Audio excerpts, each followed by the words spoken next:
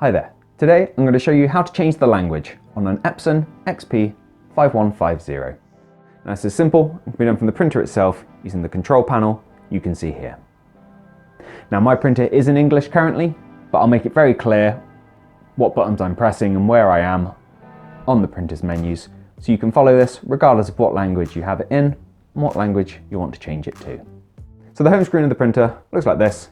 If you're not already there, you've got a dedicated home button up there you can press. Now we're going to use the right arrow key.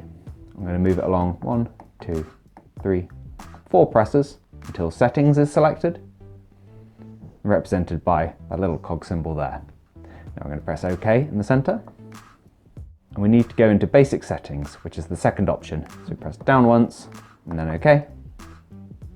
And language is the fourth option down. So we're going to press down 1, 2, 3 times and then OK once again. Now, English is close to the top, but there are a fair few options above it. So just use the up and down arrows to navigate through all the other languages on there until you see English or whatever language it is you're looking for. They're always written, as you can see, in such a way that's understandable by speakers of that language. So regardless of what language you're looking for, it should easily be spotted.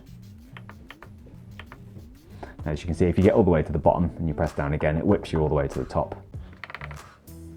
And English is 1, 2, 3, 4, 5, 6, 7, 8, 9 down from the top, if that's what you're looking for.